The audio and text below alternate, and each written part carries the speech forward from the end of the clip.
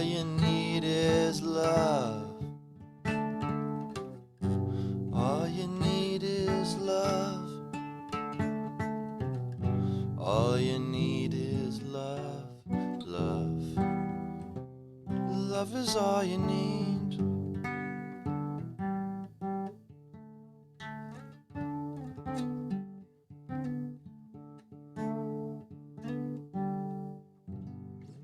There we are. Welcome, folks, to a podcast about evil, which we're beginning with love. Just to set things in context. Because love is bigger than evil. Evil is part of love. I mean, today I want to basically explore what I think about evil.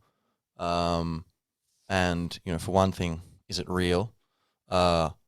And what is it? And where is it? And how does it work? Or why does it work? Or whatever. It works very hard. And very well, maybe, temporarily.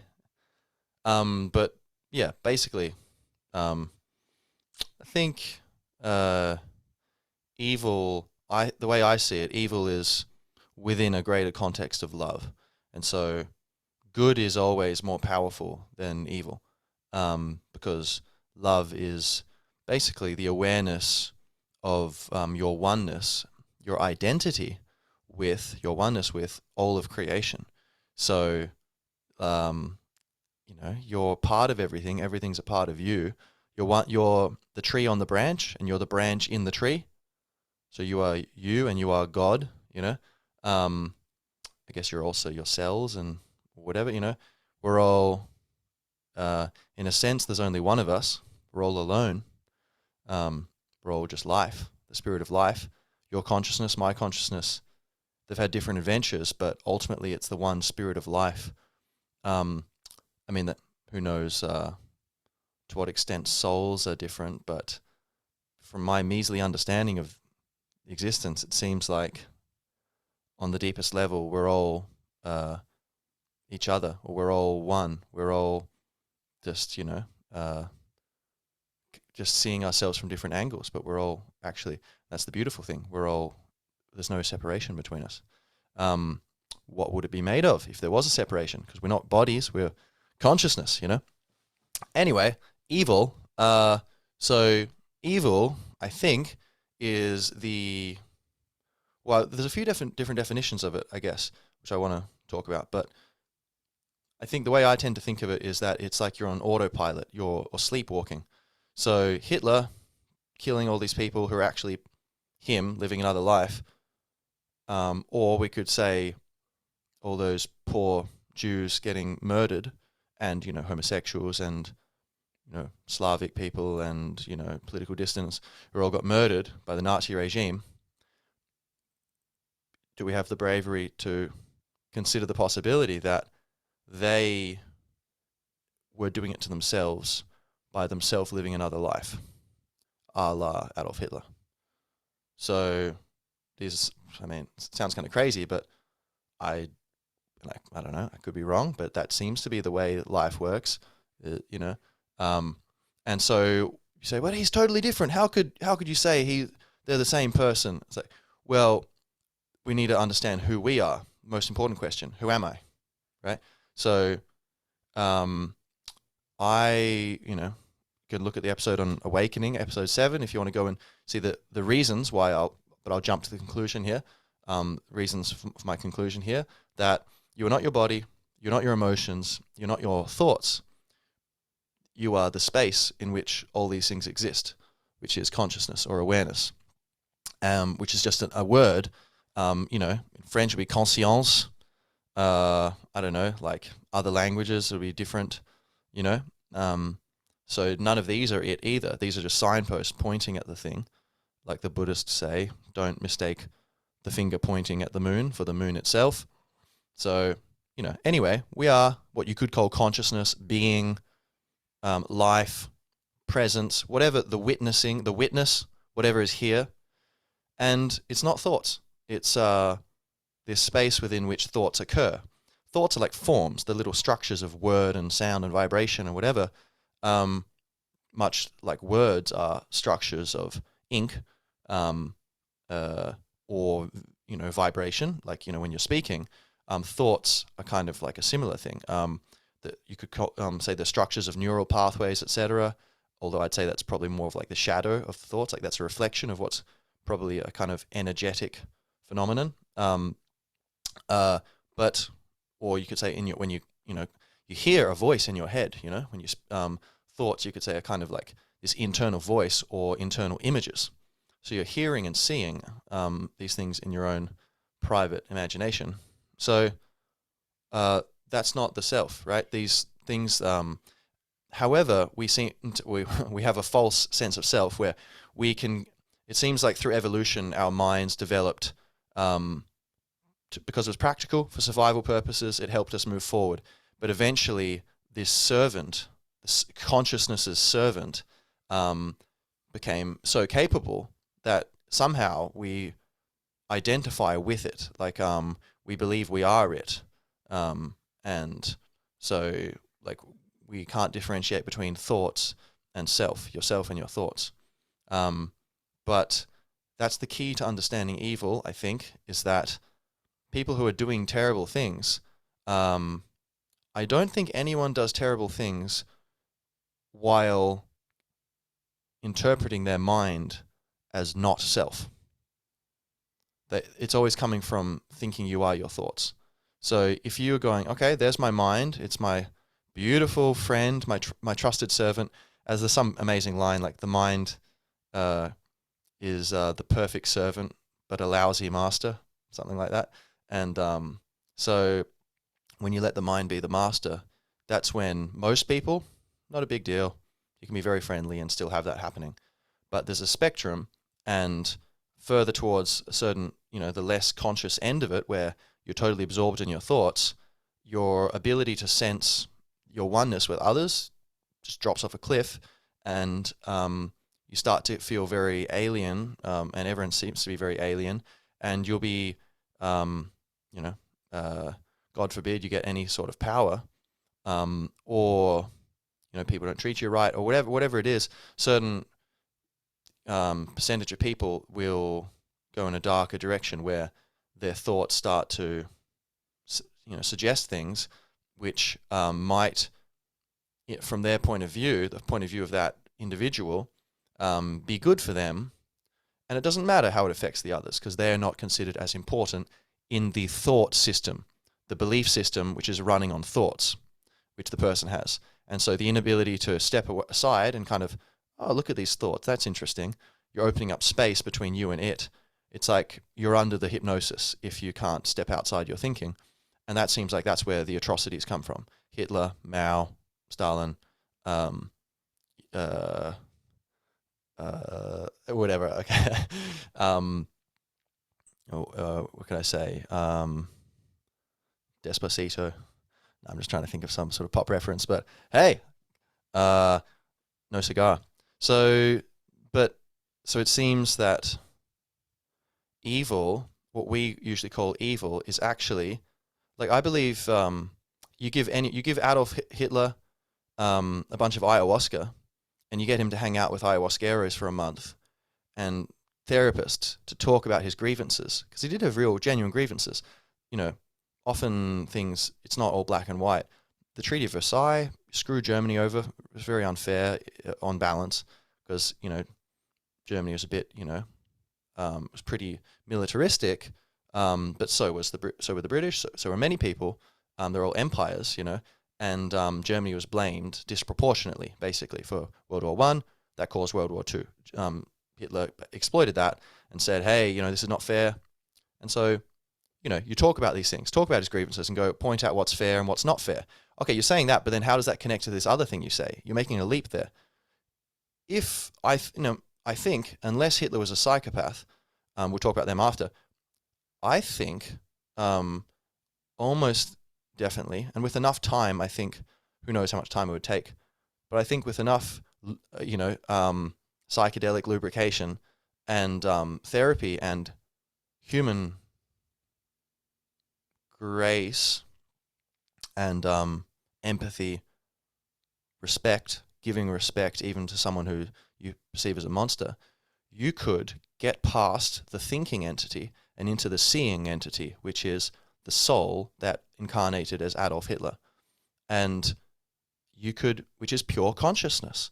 The way I see it, right, is just behind, there was asleep at the wheel was this consciousness, the same that is me or you. We could have been Hitler, right? And we would have been Hitler if we had been born into his body, with his brain, with his genes, with his experiences, his friends, his parenting, the way he's parented, the way things happened in his life. The only thing that you could say is different is if it was a different soul. But even that, then it seems like all the souls are coming like rays of light from the sun. All the souls are aspects of God, or perhaps vibrations. I don't know how it works, right? But even if you say we're different, you go, okay, let's just take it a step back. Go, if you hadn't incarnated, way, way back, Old Lang Syne, the beginning of the universe, as this ray of God, but as that ray of God, then you wouldn't have become Hitler, So if you go follow it logically to its logical conclusion, it seems that you can't really blame. You can hold people accountable, and that's something we'll talk about in a bit as well. But if I can remember everything, which I surely will, you can hold people accountable. You need and that's fine. We need to practically prevent injustices from occurring. But I think it's useful to that end. This, ironically or counterintuitively, it helps us bring about a more just society by understanding the ability and the imperative to forgive people who have done terrible things. On one level, you forgive them. On another level, perhaps the level that most people will understand this at, you also condemn. But you need to say, look, this condemnation is more a condemnation of that behavior and that thought system, and it's not really personal. It's not like I've got my knickers in a twist. It's like, look, this is terribly tragic and destructive and cruel, and we can use all these words and say, yes, very clearly it's wrong, these things. However, the soul who did them, quote unquote, was asleep at the wheel, like blackout drunk driving a car. The law doesn't consider you to be really responsible in that, quite reasonably, in that situation. And, consciousness, we go into daydreams all the time, and so that's the nature of egoic consciousness. And so I think we can understand that monsters who do these terrible things, and I'm going to consider the alternative point of view that in a moment, that it seems some people talk about genuine malice, but basically the way what I lean towards is it seems like everyone is a sweetheart. We're all good deep down, but it's a matter of how much are you identified with your mind rather than with the pure emptiness of consciousness, which, if people brush up into it, which is very rare in our society, though in other societies it's more common, where it's the traditions, Buddhism and Hinduism or whatever, or Zen in Japan and whatever, shamanic traditions in traditional cultures, etc. But most people these days, it seems, if you brush up against that, say in meditation, this emptiness, this abyss thing, it kind of scared me. It's like I was dead. I didn't exist. And then I started thinking real fast, and just to make up for lost time, But the truth is, that's emptiness. That's who we really are, and it's a full emptiness. It's full of love, and if we can just chill the hell out and just chill the heaven out and sink into it, then you will pretty quickly soar on the wings of love, and just more. Like when I've been in that state, it's just incredible. Like, oh my God, I'm such an idiot. But compared to this, normally I'm just so, lacking in perspective. Like, it's amazing. Like, and less creativity. Or we could frame it the other way. When you're in that space of love, which basically, shortcut, stop thinking. Learn to go into your body, into your breathing. Learn how to do breathing meditation. Get into your body. The kind of thing that happens when you're doing sports. Everyone loves sports, seemingly because you're getting outside of your mind, you're getting into the moment. Or people, when they're intense jobs, they can find enjoyable. It's like it's pushing you into the intensity of now. you're getting outside of that false self of just thinking. So yeah, it seems like most people, we can be in that false self, and maybe it's a bit unsatisfying, and we've got some vague sense that we're not living our best life, but it's not such a big deal. But then and some of those people can be very good people, might just have a few flaws, but they're really good people doing great things. But then you go a bit further along the spectrum, you've got people, in the middle, not doing that much or whatever, kind of neutral, so to speak. And then you get people, keep going, you got kind of mean people, jerks or whatever. And then you get criminals and cruel people doing terrible things. Genghis Khan slaughtering a tenth of the planet or whatever. But it seems like they are all still, they were a baby, in their mother's arms, and they looked out of their eyes and it was just pure light, just consciousness, and there are no monstrous human beings. There are only monstrous thoughts. And the tragedy of a soul, who is the real human being, the soul, who is being the human temporarily, that consciousness, that soul, which is part of the universe, it essentially is the universe, mistaking itself for this idea of, oh, here I am, oh, let's go do this, let's do that, this internal narrative, which makes it seem like the voice is a real thing. But have you ever noticed that you'll go, you have this like, just a understanding of like, I'm going to go clean the kitchen. And you're walking there, but you don't think it. You're just like, you know what you're doing and you head that way. And then there's a voice a few seconds later, I'm going to go clean the kitchen. It's like, well, I'm already moving. So which came first? Like what's going on there? And it's almost like it's trying to, keep up the illusion. And this can sound pretty strange to, some people, like, what are you talking about? Of course, this is all real. But look, we're all real. Some people say nothing's real. I disagree with that. You are real. We're all real, right? However, there's your soul, the consciousness, and then there are these layers which we have identified with. Like Leonardo DiCaprio is not Jack from Titanic, but when he was acting that, presumably he was completely in the role and completely believed he was Jack. So in a similar way, we are the actors, and that's consciousness. And then the characters are Jamie, fill in the blank, whoever you are, right? Nice to meet you, by the way, whoever you are. Or see you again if we already know each other. I guess we all know each other because we're all one deep down. But anyway, maybe we don't know each other's characters so well. Maybe that's part of the fun, getting the cast getting to know each other's characters as we're improvising this play of life, history. But so as the basic starting point, I think people, like, when we're condemning people doing terrible things, I really think there's a lot of benefit in saying, like, ultimately this is someone who's unfortunately sleepwalking. Someone who's sleepwalking and kills someone, that's not the same as someone who's awake and kills someone, right? It's very unfortunate, but you call it manslaughter, not murder, right? And I would argue that all murder is actually manslaughter because the soul is asleep, unfortunately, or perhaps fortunately, because it is part of the story. So of pushing things further on.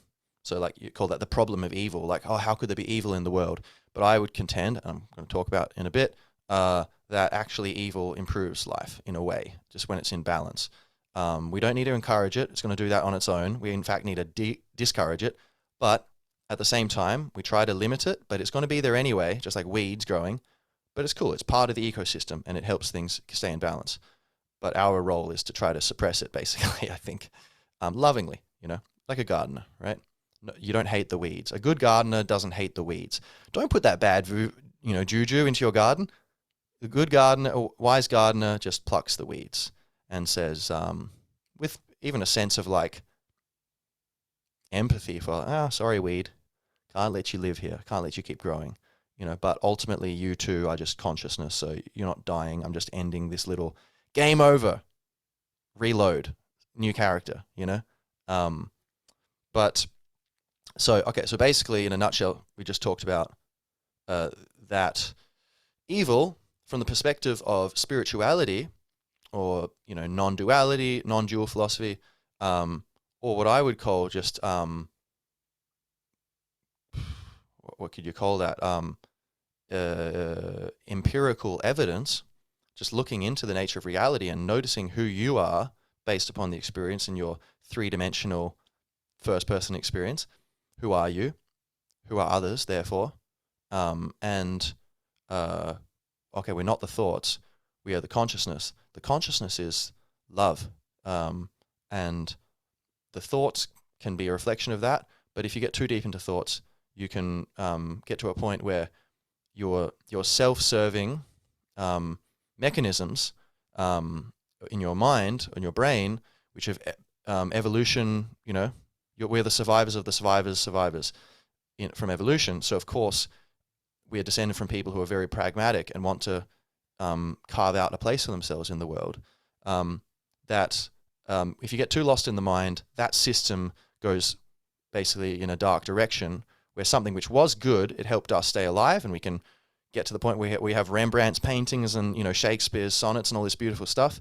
That the same thing which allowed that beautiful stuff to blossom can allow terrible things to happen because of this misguided self-interest, where people too deep in their mind, and they kill people for profit, or they kill people for fun, or they destroy the environment for profit. Destroy the environment for fun. I don't know if anyone's doing that, but that would be pretty next level evil. So that's the case for this, right? Which I think is what I think is happening up front, right? That it's actually a daydream sort of thing.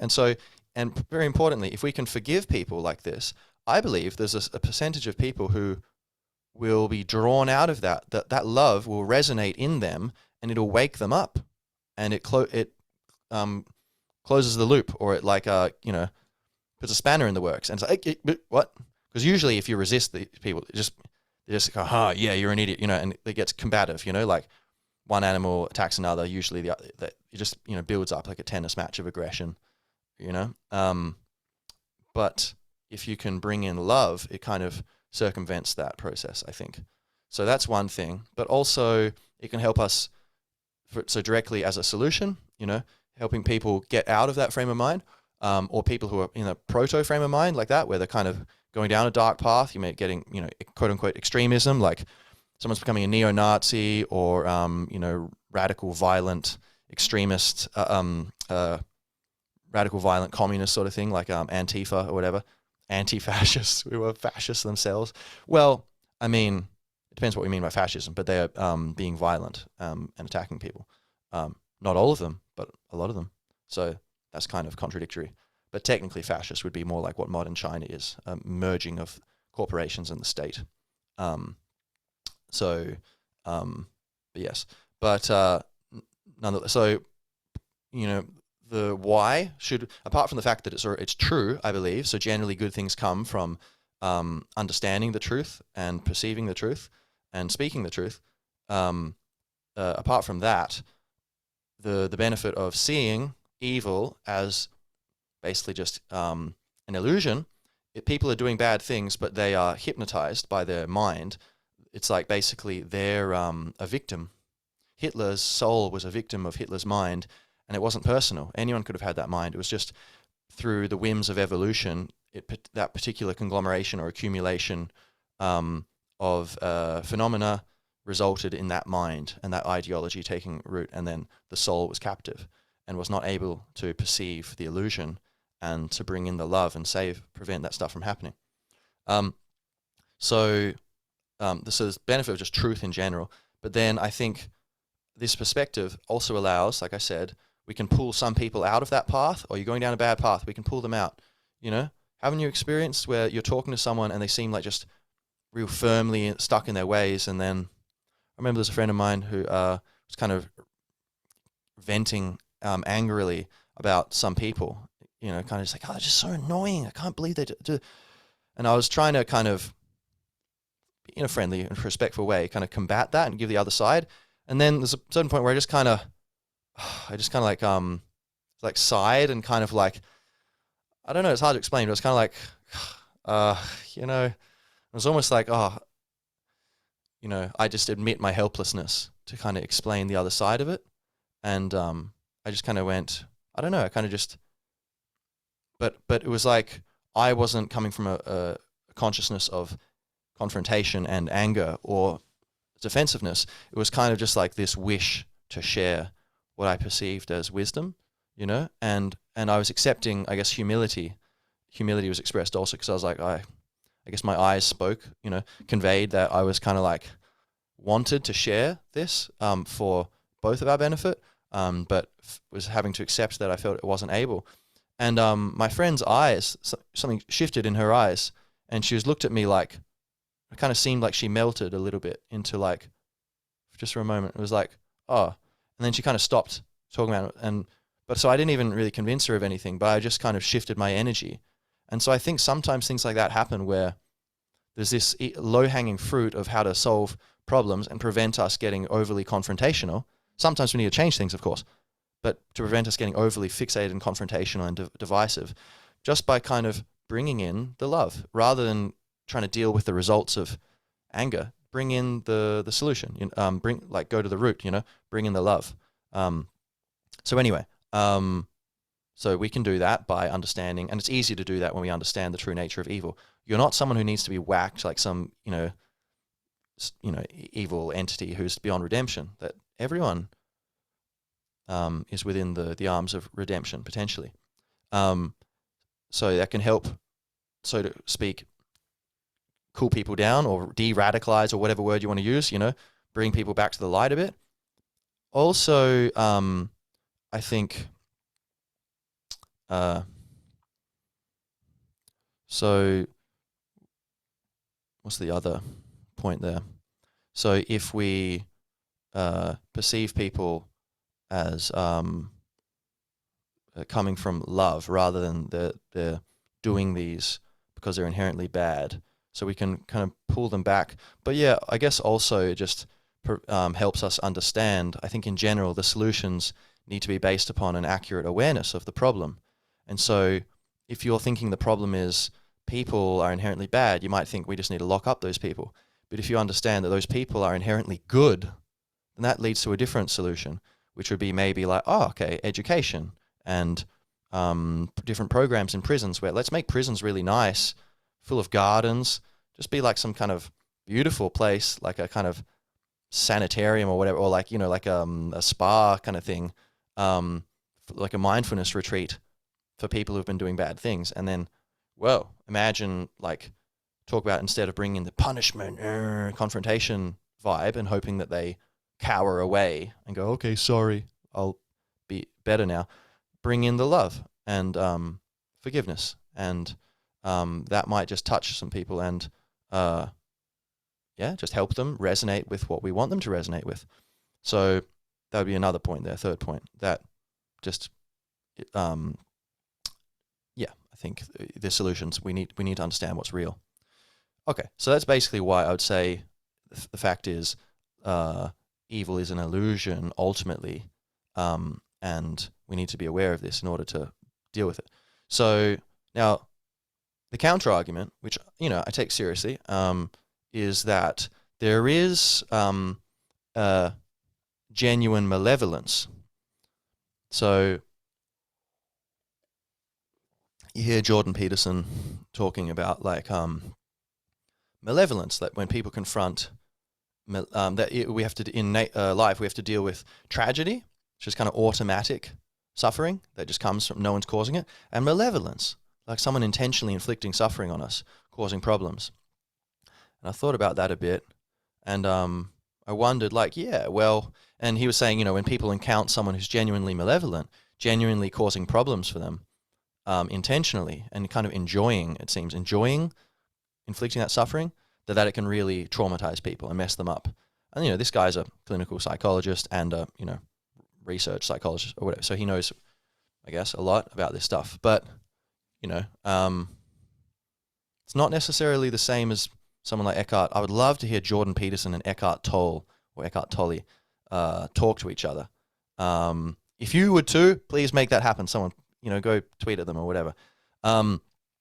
But someone like it's Jordan Peterson's I think, very wise person, and got a lot going for him. But he's not perfect. I'm sure he has his blind spots. And it's not the same as, say, being spiritually grounded or spiritually awakened, realized, which I don't think he is. He would be a good example, I think, of someone who's kind of lost in their mind to some extent. I know, again, I don't want to be talking, like, who am I to say this? He's, probably a wiser man than me. But the point is, from my perception of him, and I really like him, so I've watched a lot of his stuff, read a lot of his stuff. He is in his mind, and he identifies with his mind. He's not, at least maybe if he's here and there taking psychedelics, as he said he has before, maybe he's come into contact with that consciousness, that deeper sense of self. But it seems like in general he's not operating from that. He is operating from the mind. He thinks he's his mind, his thoughts. However, he would be a version that I would characterize as a more benevolent version of that, which is to say, just because you're not, just because you're in your mind doesn't mean you're going to be bad. But he's at one end of the spectrum, which, if you go along it, is the problem. Psychopaths and murderers and all that. That's just a difference of degree, not kind, because they're both operating from this perspective of, here I am and my thoughts, and I am my thoughts, I am my mind, rather than this is just a sort of organic technology with which my soul is interfacing. I could be wrong. I've never heard him talk about this stuff. I'd love to hear what he thinks about that. But it does seem to claim, as he does, that malevolence exists, and maybe he's right, I don't know, but it doesn't seem to make sense to me. That would mean that there are, how does that work? Souls? There are souls who are just, inherently evil? And what, do they reincarnate also? Or if reincarnation doesn't exist, okay, then there's no souls, but is it just like the one consciousness incarnates and then that's all? There's no souls, quote unquote, but it's just life reincarnating, and I die, and then, the collective, I realize I never was separate to the collective cosmic consciousness, and it's just going into a new life. That seems possible too. Basically the same thing as reincarnation. Bit different, but so in that case, how does that work? Like, because then it's either God's evil then? No, because it seems like most of them aren't malevolent. So how do you account for the presence of malevolent people? I would account for it by saying that's someone whose soul is asleep and hypnotized by words. However, you do see people the thing is, what his argument's got going for it is, practically, when you do encounter some people who seem to enjoy being mean, and they seem to enjoy causing suffering. And I have even encountered that in myself. And this is a big thing to talk about, the evil within. That was it, Alexander Solzhenitsyn, someone like that said something like the line between good and evil runs through every human heart, or the heart of every man, or something like that. So it's not, like, oh, the Nazis are bad and I'm good, I'm over here. It's like, no, the Nazis, that evil, that is part of you. That's within your heart, as is the love of the Buddha or whatever. All these things are within us, and they're drawn out by certain experiences or choices we make.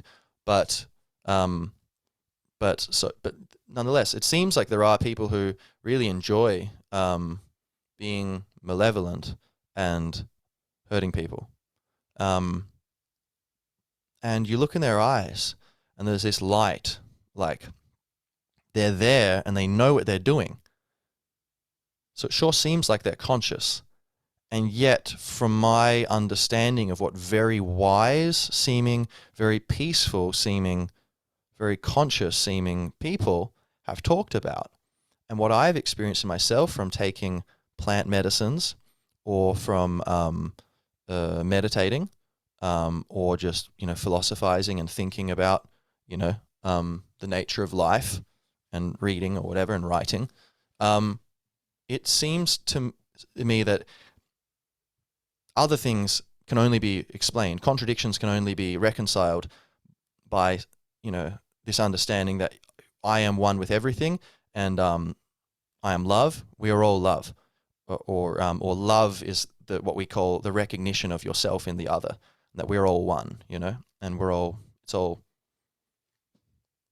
good ultimately. But then it seems like some people are enjoying, this infliction of suffering. So are they perhaps? I would say they're asleep, but I don't know. I got to be honest. It's something which one reason I thought this would be interesting to talk about is like, the likes of Jordan Peterson have a bit of a point there, where it's like it sure does seem like some of them are enjoying it. But then again, I guess could you not have a dream where you're enjoying killing people or something, or your dream that you're a wolf and you're eating some baby deer and it's just, oh, this is so delicious. My God, I can't believe how delicious this baby deer is. And then you wake up, you're like, oh my God, but that wasn't me. Or was it? Well, that's what we're talking about. Perhaps consciousness can, that bright light in, some bad person's eyes, quote unquote bad person, perhaps that is this pure, it's like love winking out at us, but love dreaming, and maybe love dreaming is capable of doing terrible things. And another potential answer, I guess, is that love is this beautiful recognition of oneness, and intuitively this doesn't really seem to make as much sense to me, but hey, what do I know? So I'll throw it out there. But perhaps it's possible that, yin and yang, light and dark, the ultimate nature of the universe is it's not just love, it's also hate and division and viciousness. These are definitely parts of the universe, but they seem to me to be lower level phenomena. That the higher level or deeper level, going back more to the source of what it really is. So not Jack, but Leo, and even further, not Leo, but the soul that is living as Leonardo DiCaprio in this incarnation, and even further, not that soul, but God, who's living all of them, or whatever. Or if in the movie Jack pretends to play another character, oh hi, I'm Peter Smith, or whatever, then that would be even going the other direction, right? But these nested levels of identity, it seems to me that going to the realer levels of that, that's where love and beauty and goodness and truth and these things exist, and humor and these things exist. Whereas viciousness and hatred would be kind of less real in that hierarchy. But you could make the argument that, oh no, maybe the reason, like, this soul is channeling some divine principle of like viciousness or destruction, and just in the way that we can play a video game and enjoy mowing. I've enjoyed that, mowing down pedestrians in cars on Grand Theft Auto, or just slaughtering people, and there's a certain fun to it, because and I guess partly because you feel, oh, there's no consequence, it doesn't matter, it's not hurting anyone, there's nothing wrong, so it allows you to enjoy this domination. Perhaps it's like there are souls which incarnate and go, I understand, maybe quite elevated souls even, going, I understand that ultimately we're all good, this is just a video game, and people suffer, but people suffer in dreams and it's not actually happening. It's a paradox. They're suffering, they really are suffering, but they're not, because it's not real, but it's a real experience. So, but perhaps souls can incarnate and I'm going to play my part in this game or this movie, by expressing and experiencing darkness, and maybe that's something that elevated souls need to get in touch with in order to progress or something, or maybe for us to progress. Who knows? I don't know. But and so I guess so that would. But anyway, it seems I can understand why people would think malevolence really exists if you look at someone else's eyes. But if you think like, what is going on there? I think those eyes are hypnotized by thoughts. And if you could get them to meditate or take some, LSD or psilocybin, or hang out with a spiritual master, or, draw rainbows with kids for an hour, or listen to some beautiful music, or watch a great documentary that really puts things into perspective, I think almost all those people would be softening, and that glare in the eyes would be revealed as a manifestation of thoughts and not the pure nature of that person. But So yeah, let me know what you think about that. Malevolence, does it exist? I think not. I think evil is just an illusion.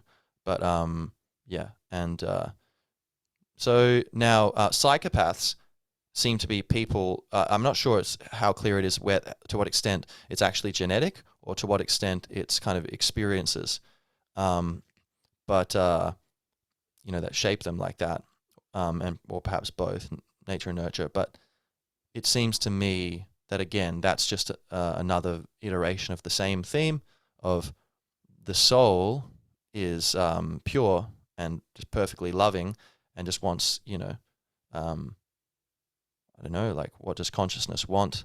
I don't even know if consciousness does want. I think it wants. Um, uh, yes. But like I'm not in touch with that enough. I can speak at my level, but it's a bit above my pay grade to go. But like uh, it seems to me that psychopaths should be treated in the same vein as malevolence or where it's understanding that the soul is innocent, but that it's interfacing with the difference with the psychopath is that it's not just a mood or a passing thing that's happening. It's like they've been born into a body which they're out of control. Like their soul cannot control it. They're imprisoned within the body, and basically the mind is just completely derailed, disconnected from empathy, can't experience that. And so they're essentially in the GTA game killing people, thinking there's no consequences, not realizing like, oh wait, even going, oh wait a minute, these are all played by other people.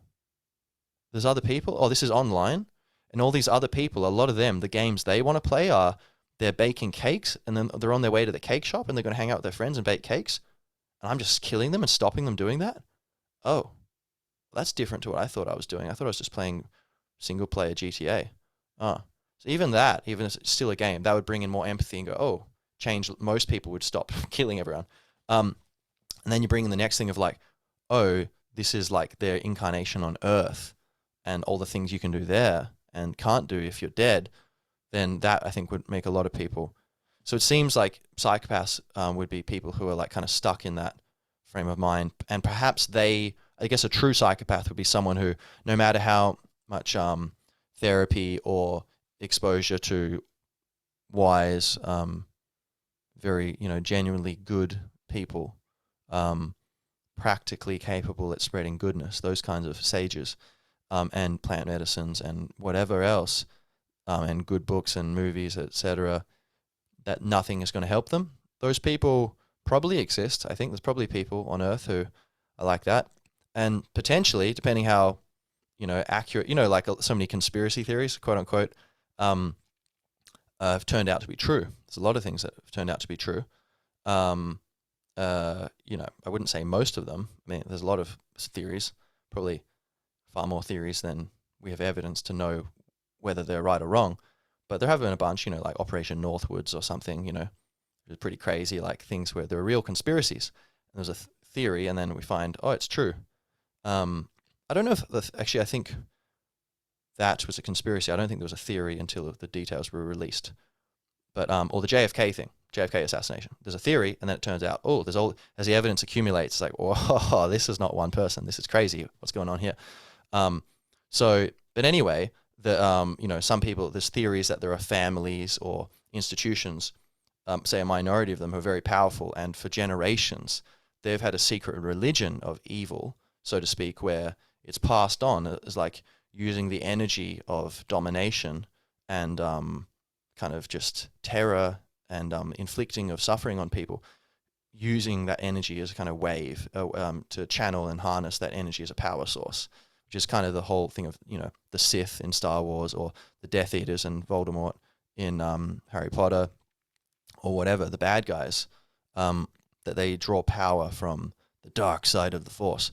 So, allegedly, there are like families who are into this and, satanic worship and stuff, or people, institutions.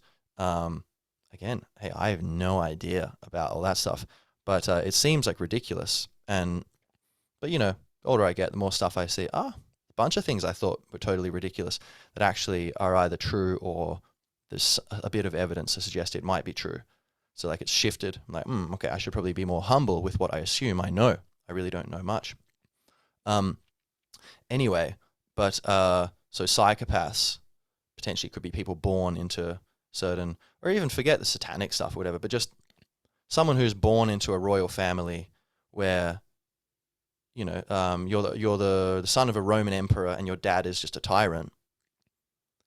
Good luck being nice. You know, that's going to be very difficult. You're going against the grain. Your brothers might kill you and take over if you do that too much. Just like a CEO might get kicked out of a company if they try to seem too, you know, interested in balance and not profit at all costs. Interesting phrase, profit at all costs. So, you know, there's certain forces where even if you wanted to go against the grain and be good, express goodness, there's certain heritages which you can come from where it's going to be almost impossible for you to not fall into the sway of evil or like, you know, the callous infliction of suffering. And so I would say, again, we're all souls. We can acknowledge and understand who we all really are. And that will go a long way to fixing all of this and keeping us balanced and minimizing suffering on this planet. And why not? You know,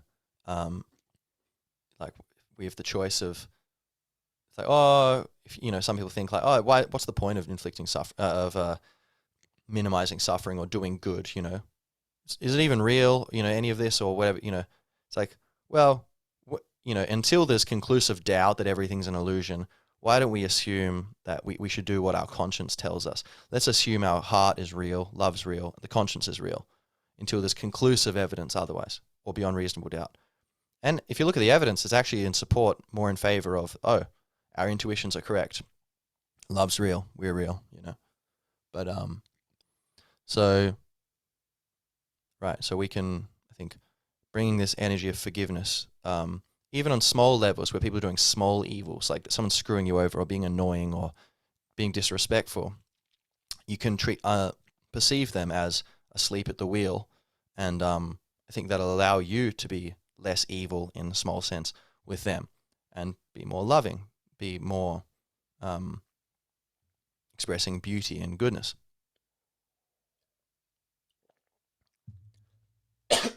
Excuse me. So I guess we've been talking about evil, right? But then what's the difference between evil and just bad? Like, well, or more to the point, like some people say evil is where you're enjoying inflicting suffering. It's not just you're causing suffering, you're hurting people or you're doing things that aren't fair, you know? Like, you know, you can cause suffering on someone who's broken the law, or you have to go to jail because, you know, you just keep killing everyone. But I'm suffering here. I want to keep killing people. Yeah, we know you're suffering, but hey, you're causing more suffering out here. You're extending the natural boundaries of your sovereignty, where your freedom is preventing other people from having the same freedom. So that doesn't scale up. We can't have a society based upon that. Therefore, you know, you're going to have to suffer in your limitations. Sorry, that's the way it is. So that's fine. But like, I guess unfairness, breaking the rules of justice, that would be evil, right? Causing, limiting the potential of other beings, which generally comes in the form of suffering, I guess we could say. But yeah, killing people, hurting people, stealing from people, lying to people, controlling people, telling them how to live their lives, dominating them. And now people do that, but a lot of people do it but they think it's good. Like the road to hell is paved with good intentions. And I think a lot of the evil we see in the world today is people who think they're doing good. They don't think they're doing bad. And so I don't know if there is anyone who does evil thinking that it's not good. I guess perhaps there's people who do it with a certain, maybe they think it's good. They think they're doing something bad, but deep down, it's good that they're doing something bad in their head. That's what they're thinking. So they might not be aware of it, but ironically, they're actually serving the light in their own their dark interpretation of the light, because they're thinking, oh yeah, I should, do what's bad. Ha ha ha. Oh, so you think it's good to do bad things? No, it's bad to do bad things. So why are you doing it? Uh, exactly. Hmm. Bad to do bad things. They think it's bad. But I think just if you look at motivation, I mean, you get into semantics there, but I think like people do things because by definition, if you're doing something voluntarily, you think it's progress in your private universe. We could use those words, You think it's good, You think it's advantageous. So that's an ethic of progress. That's an ethic of improvement. So even people who are, the worst of the worst, they're intentionally, the classic, like Voldemort or the Sith, just relishing evil and destruction and doing what's wrong and just despising love and tenderness, and the connectivity between beings and oneness. No, just tearing everything apart and just destruction rather than creation, and domination rather than allowing, and yeah, just the limitation of every potential but for oneself. So the elevation of yourself as superior to others, and the monopolization of every kind of resource you can conceive, and trying to just get it all under yourself, and just selfishness, extreme selfishness. That is still, you're trying to help yourself. You're trying to be helpful, but it's just your idea of who deserves that help is different to what most people's idea is. Most people would say, well, everyone deserves help. You think, no, just me. So even that we can kind of, I think, understand as, in a way, they're, it's Hitler thought he was doing a good thing, right? Mao, Stalin, they all thought, oh, this is for a good cause, the greater good, I think it's very few people who do it for a sense of, like excitement that it, gets them off to just be a, an anti-hero, and doing, it's so shocking to others or whatever, or they're just so alienated with trying to be good that they just go the exact opposite way. Even that in a way is like, we can kind of have some sympathy for them, not sympathy, but empathy.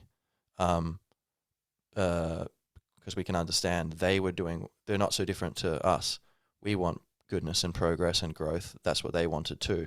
They were just confused, which brings it back to the idea of the evil is a daydream, and then most of them, they think they're doing good things. China, the way China's run, organ harvesting of political prisoners, Falun Gong being ruthlessly suppressed. They've got 3 principles. I can't remember what they are: peace, harmony, and justice, something like that. Oh, can't have that. It's like, what the, they're being terribly repressed, and shocking. And a lot of the things, look, I love Chinese people as much as anyone, like we're all brothers and sisters in my mind. But I got to say, that system is an evil system.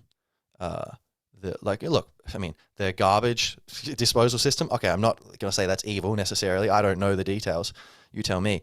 But like the idea, like everyone's constantly surveilled. People are killed if they disagree with the local governor. Rampant corruption, but that's fine, because so long as they toe the party line. And it's just a dominating behemoth of bad vibes and the limitation and wasted potential of humans.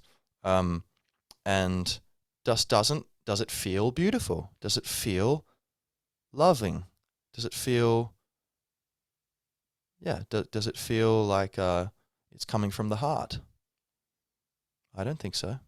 But China used to be very, very much so centered on love and holistic awareness, all the Chinese medicine, and, they did a lot of deep work into like sexuality and understanding that, which was much more advanced than the kind of Western notions of sexuality traditionally, and all kinds of good stuff, really, beautiful stuff they've had.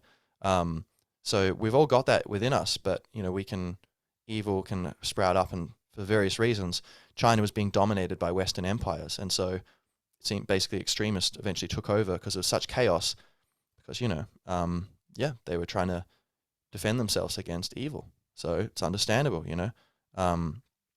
but it doesn't mean that, again, we can understand and not condone, and we need to hold each other responsible for, correct conduct, even while forgiving each other, and even forgiving others who can't forgive us, even when we think we haven't done anything wrong, or even if we have done something wrong. If they can't forgive us, all right, I forgive you for not being able to do that.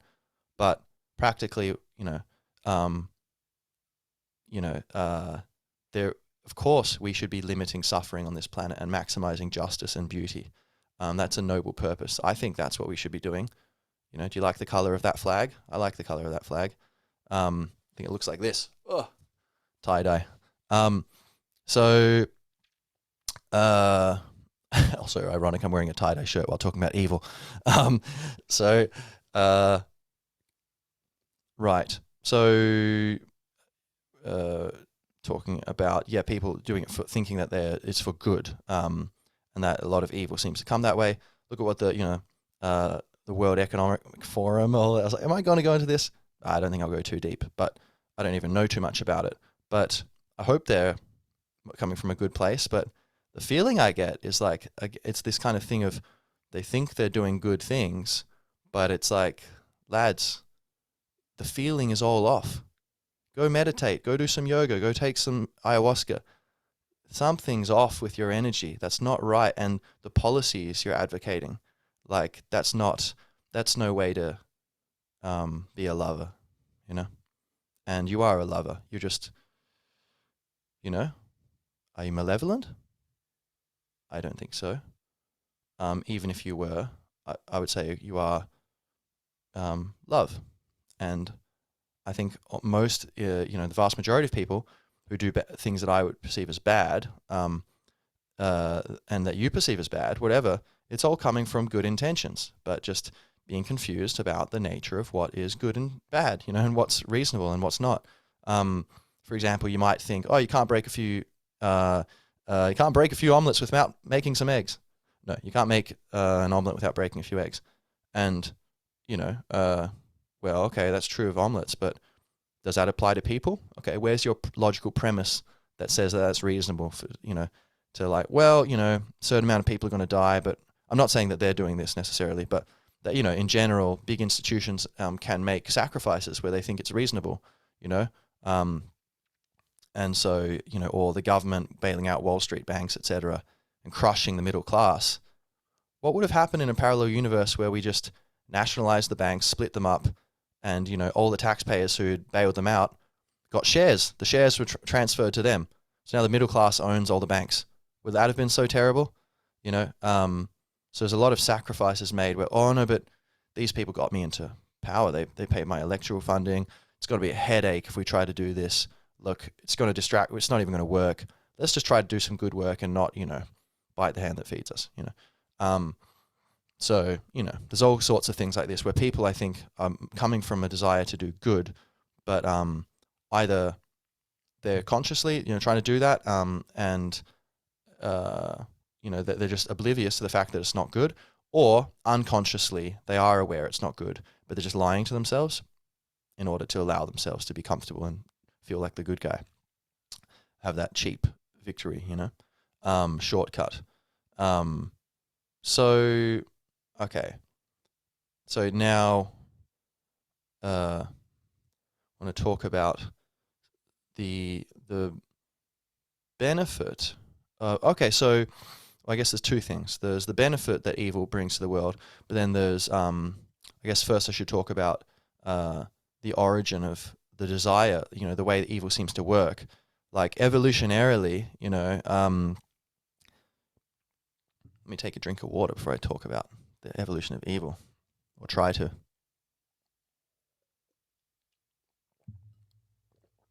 Well, thanks for being here, by the way. Good on you. Nice. All right. Not like it's a particularly great accomplishment, but anyway, appreciate you listening. So, yeah, I think through evolution, only the adaptive things survive, right? So if it's not adaptive to the particular environment, it gets wiped out because the things that are more adaptive outbreed it, and they just eventually they go from, say the temperature changes by 10 degrees because of an asteroidal impact or something.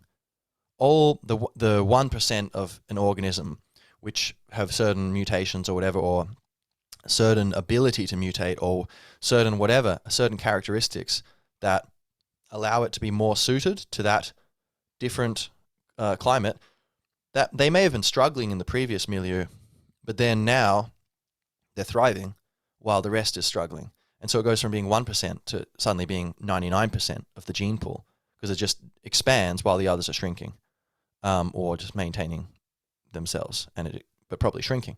And so then, you have this natural thing where the whatever is adaptive dominates and just takes over, just because, it's able to propagate better. And so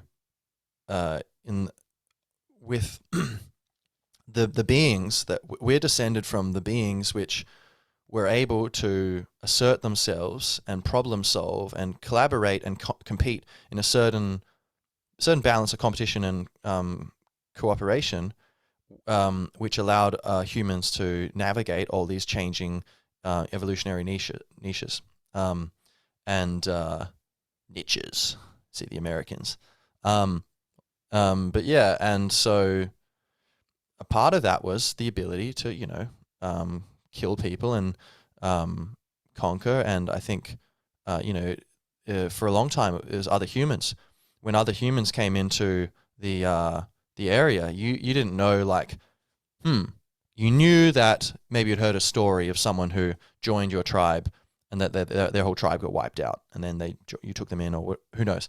But humans tended to know other tribes will kill you, because they don't. And the thing is, it's the prisoner dilemma. They don't know. Two tribes come across each other, or two parties from other tribes. Back in the day, they didn't know, like, are these people going to be friendly? We hope they're going to be friendly, but can we take the risk? If we go, all right, we'll extend trust to you, and just be cool. How do we know they're going to do that to us? And if they don't, they could just cut our throats in the night, Oh, great, and then that's not so good for our kids, etc. And then the other people even if they are nice, the other people, they're thinking the same thing. So you could have two tribes of very nice humans, and they're like, oh my God, we don't know. Are the others, can we trust them?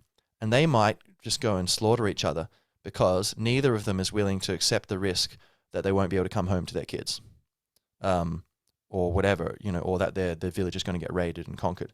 And so it'd be difficult you'd have to try to negotiate, hope you speak the same language.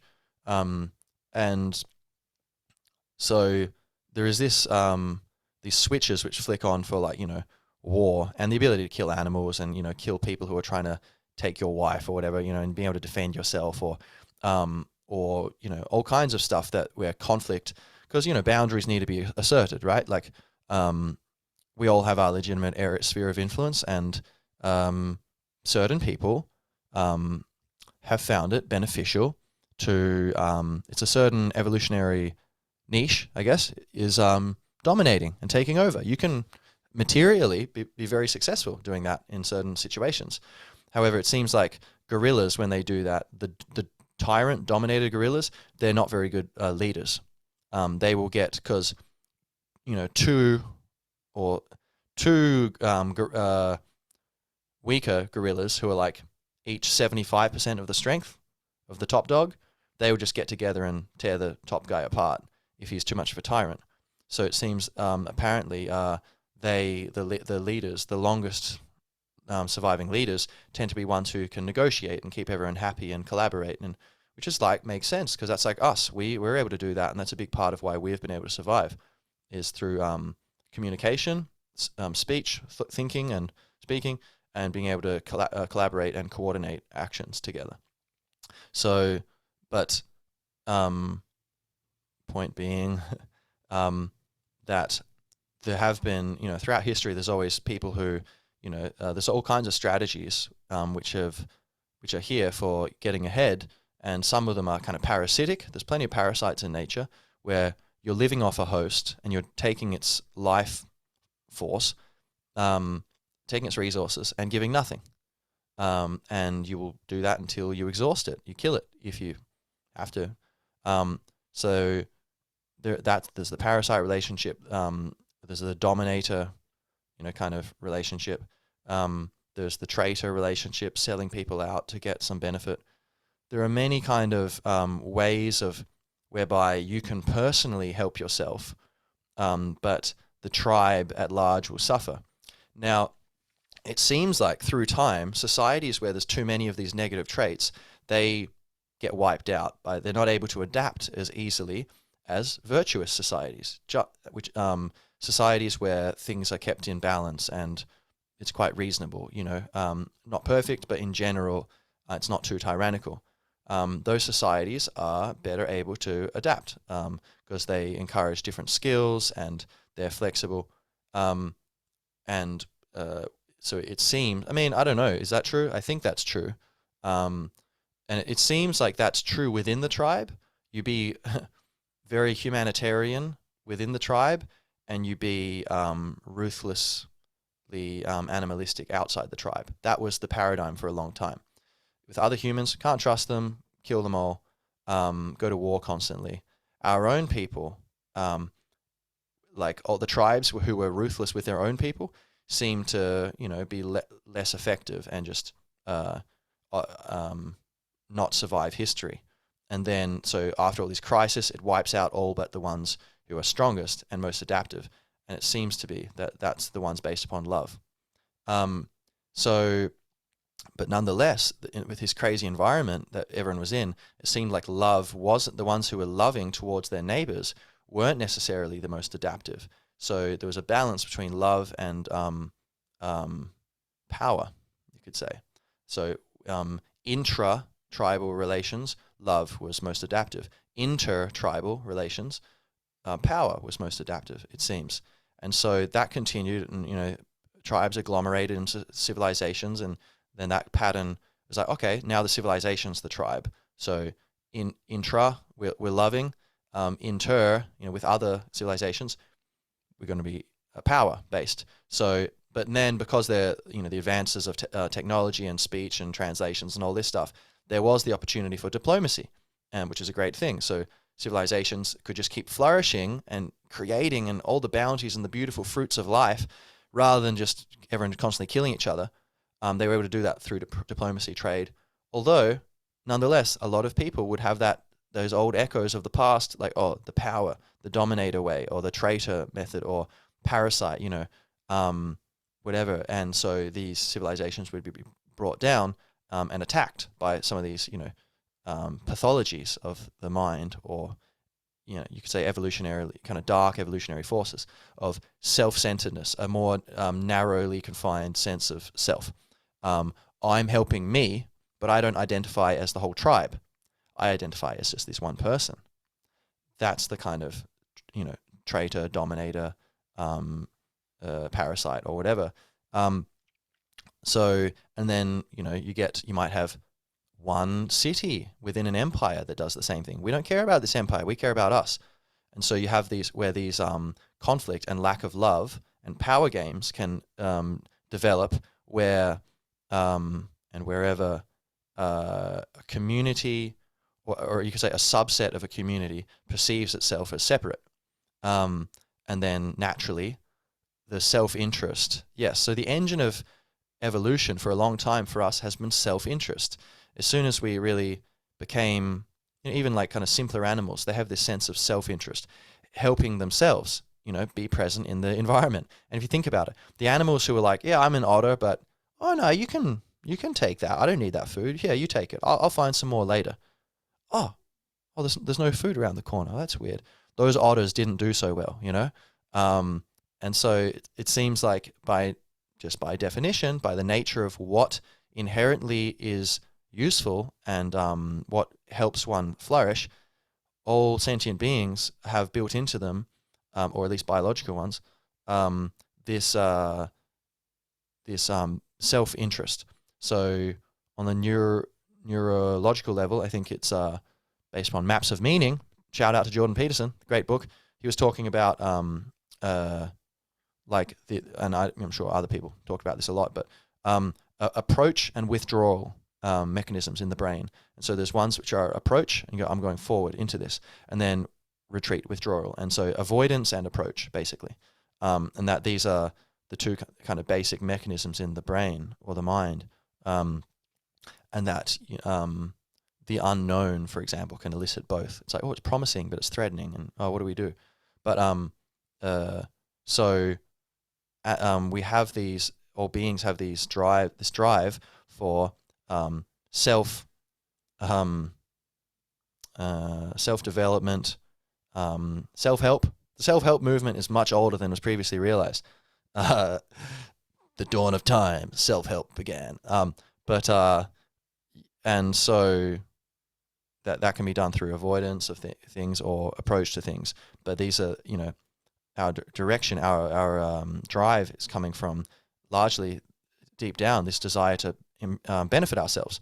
But then over time, what seems to happen as consciousness flows into reality more and more through more complex organisms, which seemingly are like vessels which are able to contain more of the waters of consciousness, and then through language, where we're able to have books and conversations which can contain much more consciousness, we're able to perceive and start to notice, put the parts of the picture together, go, oh, I see a leg, what do you see? I see a trunk. What do you see? I see, you don't know what I see. You don't know what I see. It looks something like a filter. Okay, all right, cool. I think we've got an elephant, lads. Okay, right. We can put the pieces together. And so through conversation, we can start, and through books, which are kind of conversations through time and space, we are able to, and movies, etc., and other versions of communication since then, expand our consciousness. And as that's happened, that's allowed us to improve our ability. It's allowed us to help ourselves more and can transform ourselves and the environment in ways that benefit us, and also expand our imagination of what benefit can mean, like not just material benefit, but cultural benefits, spiritual benefits, health benefits, like conceiving of new ways to improve, new dimensions in which we can be better. And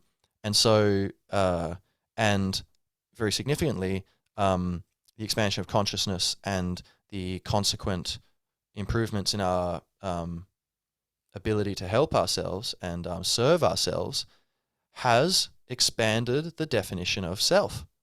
And we've gone from being, it's just me, to being, oh, it's my tribe, then to being, oh, it's our tribe, but it's actually like 20 different smaller tribes of families, and we all call ourselves the same tribe.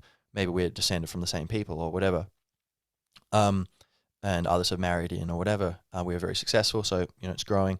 And then cities, nation states, empires or kingdoms and stuff.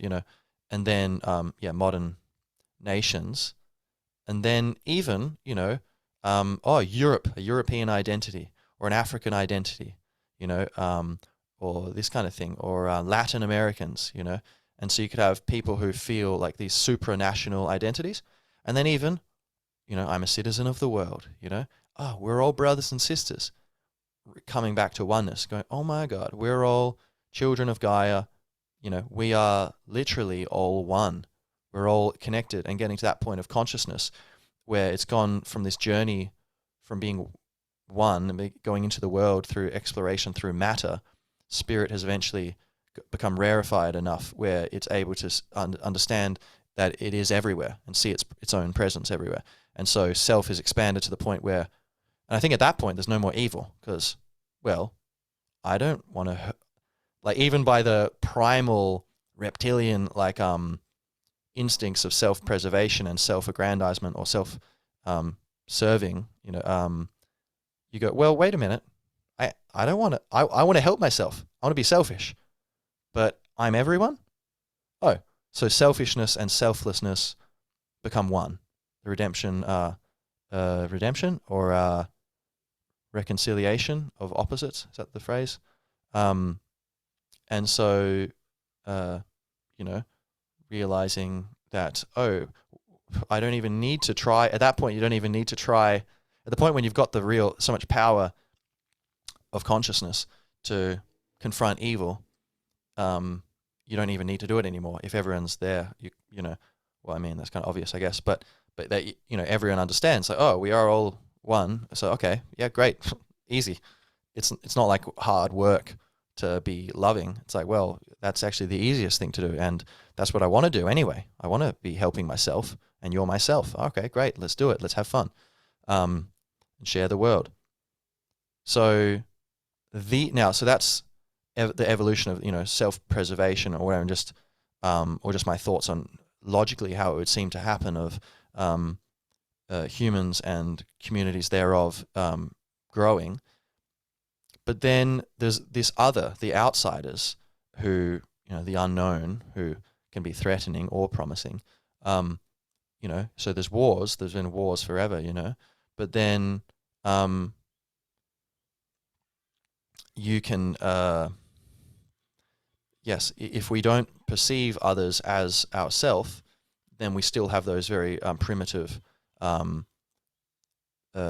instincts, which were evolutionarily adaptive in the previous world, which was a very different world.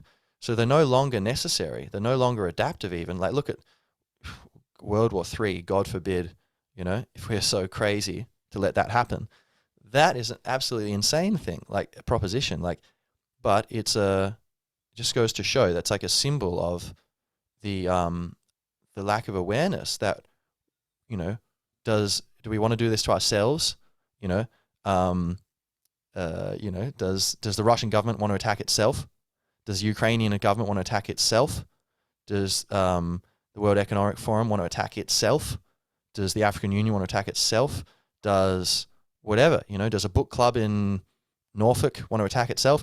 No, everyone's like, hey, why would I do that? So it's all about, I think, the shortcut to confronting evil, whether it be intentional malice and, enslavement and domination, or whether it be accidental evil of like, oh, we caused some war because we were trying to do a good thing. I think the shortcut to the solution is expanding our sense of self. It's doing that first with yourself, of course, but yourself, like, you as an individual human, starting to perceive even those who you disagree with, or people who are doing terrible things that harm you and others, to perceive them as yourself doing that. It's you in another life doing that. And I don't know if that's literally true, but I think it is literally true that there's like, Jamie is like you could say it two ways. You could say everyone is Jamie. You're like, well, all right, that's going a bit far, Jamie. Or everyone is you. I'm just you. There's no Jamie. It's all you, whoever you are. Lewis? Okay, great. Everyone is actually just versions of Lewis. Or Jane. It's all Jane. Or whatever.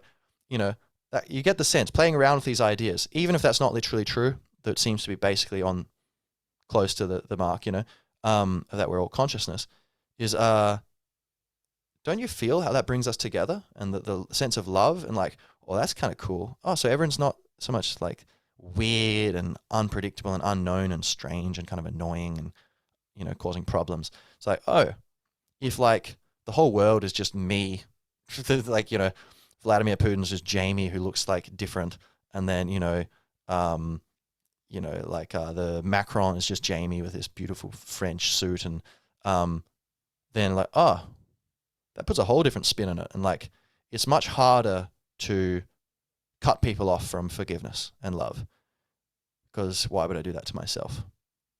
So, and then it becomes, okay, we're all one. So there must be a way where the 7 billion Jamies can stop fighting, whatever. Like, it seems much more reasonable when you have that understanding, even if you're tricking yourself into it through some, sleight of hand of words or whatever, that, oh, yeah, we're all one. And so we can and we must find a way to just, kind of anchor into that sense of oneness and expanded sense of self. And then selfishly, we will make world peace. Can you imagine world peace? How's world peace going to come? Maybe through justice, could be, yeah. Through hard work, maybe. Through honesty, yeah, that sounds pretty good. Through selfishness, get out of here. There's no point even investigating this proposition. 1,000 years later, I guess we could. There's only one thing left in this hat. It says selfishness. I guess we better investigate it. Oh, world peace. If we're all the self. So yeah, so through evolution, selfishness, I think that's where evil comes from. It is a overly narrowly, a too narrowly confined, defined sense of self, which causes injustice, whereby an entity, whether be it a human being or a group of humans, or a group of lizard men, or AI who are secretly running Google, whereby they pursue their self-interest to such an extent that it absolutely cripples the ability of others to do that to themselves, and it's an utter imbalance which could only be justified by an appeal to a superior value of one group over the other, which conflicts with the fact that actually we're all equal. We're all consciousness. We're all beings, sentient beings. And so, yeah, I think evil would be where injustice results from a confusion as to who you are. And that confusion can be fine. It doesn't necessarily result in evil. But often where there's an imbalance between power and love, or power and consciousness. So you've got more power than you've got consciousness for, then you're going to try to extend into other people's groups, into their lives and take them over. Whereas even if you were selfish enough to do that, but you lacked the power, okay, you can't do it. Or if you're very conscious and you have all that power, no problem. Like money, lots of money and lots of power in the hands of a conscious, wise person, that's even better than a wise person with no resources, you know? So these things are tools. Like fire can burn your house down or cook your dinner. A gun can save a bunch of lives or take a bunch of lives. So it seems like, yeah, evil seems to be that mismatch between power and consciousness or love, you know? So that's where it's not some mystery, like, and people say, oh, it doesn't even exist, or, oh, I don't know if anyone's saying it doesn't exist, but it seems kind of old-fashioned to think about good and evil. But evil, I think, yeah, is this parasite or traitor or dominator, which is really an archetype or an epiphenomenon, or you could say a god even, in the sense of that, you know, like you could consider phenomena that rule civilization kind of the expression of an archetype. So you could kind of say it's like the war of the gods in heaven. It's like the myth of that, right? Like you've got honesty fighting with efficiency, fighting with beauty, fighting with patience, or whatever, these different fighting with music, different things which are vying for attention and space, and sometimes conflicting, sometimes cooperating.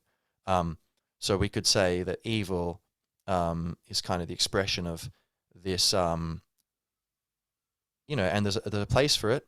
If some crazy dominating aliens come, then maybe Earth needs to gear up, and we'll have, our world be united around love, but we'll have to go blast those aliens' heads off, Hopefully they're sweetie pies, and, if they come, and we don't have to do that.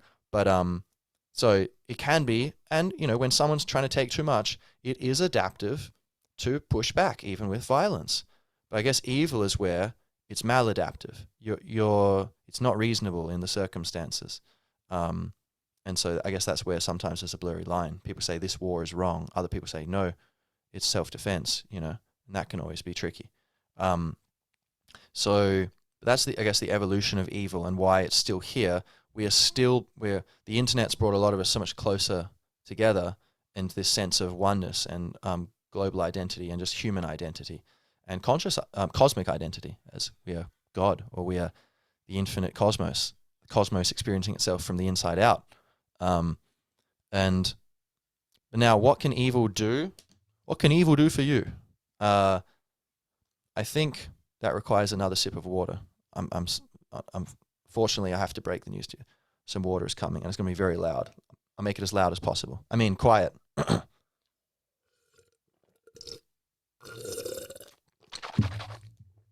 Oh, that sounds good. I mean, tastes good.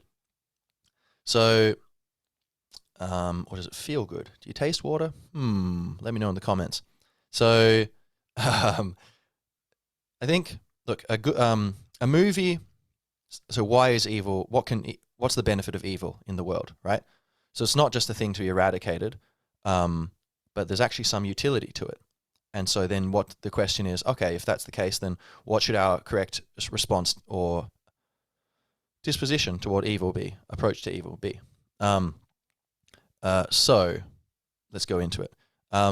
So a movie or a book where everything is fine and everything's great and it's all works out perfectly. Do you want to read that book or watch that movie? No, right? It's boring. What's the point? There must be some, situation, challenge, resolution. In life, that's the structure. And in art, we experience simulations of life which allow us to deal with the challenges of our own lives better. And sometimes also just provide some, entertainment and relaxation, take the edge off. But that is also helping us live our lives better, right? It's feeding back into that selfish drive to be happy and, have a good experience and flourish, eudaimonia, human flourishing, well-being. And so whether it be teaching us something explicitly, like, oh, there's a moral to the story and we can apply it to our own lives, whether it be, oh, this character did the right thing or they did the wrong thing, and okay, how does that relate to me? Maybe we can use that, food for thought. Also, like movies which make us laugh or even make you cry, so maybe someone who's very serious or, masculine, I think every man should cry sometimes. You got to get in touch with your feminine nature to be a real man, I would say. You also need to be masculine. You need to be able to fight to defend your kingdom, to be a real man. But I think you need to be able to cry and go, it's a good thing, ideally.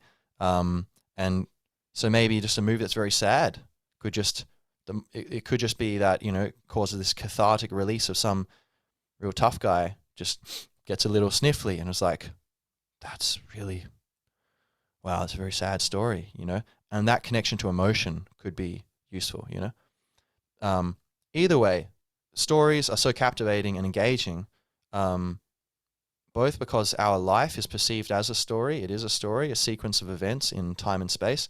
The setting, your lifetime on Earth, the cast or the characters, you and all these other schmucks, who also happen to be you, surrounded by other schmucks. And the plot, okay, birth, life, death. And I guess life is all of this, but we could say, the life between the birth and death, these punctuation marks, or beginning of one chapter and end of the chapter, whatever life is up to. So life kind of follows a narrative format, but also through the evolution of civilization, we've been using stories to supercharge our awareness, like that process of it's not just having better quality food and diet and, better safety and better technology or whatever. A lot of the evolution of our consciousness has come from, probably most of it has come from art and stories. Like at first it was like, isolating them into what's happened, a bunch of things have happened, you learn some lessons and it's acted out in drama. And then maybe it's that drama is encoded into like stories written down. And then that is kind of extracted into maybe philosophy and like the way, these principles kind of getting more abstract. And then maybe or maybe religion came somewhere in there too, whatever. But we are learning through stories, and they model adaptive and maladaptive behavior, and they also can express the nature of the world to some extent. But so what is and what ought to be, and so stories we need conflict, we need problems in order for it to be a story that teaches you something or has some sort of benefit. That's what the best stories have, because they're the most relevant to life, where we face, due to the nature of evolution and the world we live in, there's always challenges, and so stories need to have challenges. Now, this is where evil comes in, whether it be evil in the sense of like, oh, there's a mold on my grapes or something, And, you could say that evil in a poetic sense, but it's just a problem. There's no one doing it. Although I would say ultimately that's on the same level as what's happening when some psychopath is doing something terrible. Is there a soul who's completely asleep at the wheel and kind of like a zombie, like a sleepwalking person doing terrible things? But even though they seem like they're very much real and intentionally doing them, that entity that's doing it isn't real. It's just a string of thoughts. The consciousness, which is the only real thing, is asleep at the wheel, and just, not aware what's going on, not responsible, not able to respond. So evil, in the sense of like using power, and to using one's power to tyrannize others, to overextend oneself into another's sphere of rightful influence, and with all the suffering and wasted opportunities that result, and all the problems, all the less than desirable things that flow on from that. But tyrannizing others, right? Evil. Now that could come from thinking it's a good idea, or it could come from thinking, oh, this is so enjoyable, I'm serving the dark god Moloch or whatever, and either way, you clearly think it's a good idea to be doing what you're doing. So we just put that both in the subset of you think you're improving your private universe, and you think you're serving your own best interests.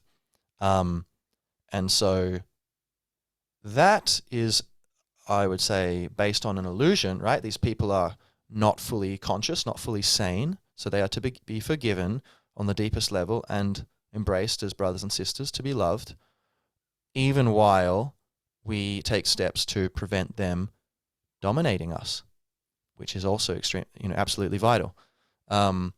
So we can have them simultaneously, and in fact, that is the most powerful response, is to have that understanding of, because when you other someone, when you otherize them, even people who are causing crazy problems and are otherizing you or otherizing others, right? When people who are doing that, us against them mentality, and causing a lot of problems, that's where it's tricky to remain aware that that is you, in the sense of that you're the same tree of life. You're just different branches, but it's consciousness over there, consciousness here.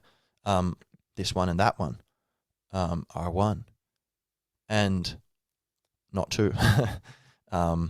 Two on a less real level, just like Leonardo DiCaprio and Jack are one, but two. So when we are engaging with these people, if we can remain rooted in the energy of love, then that is where a lot of benefit can come from, both remaining, like if we can't create a world of love if we're feeling the energy of hatred, right? It's got to come through love. What's that thing the Buddha said, I think?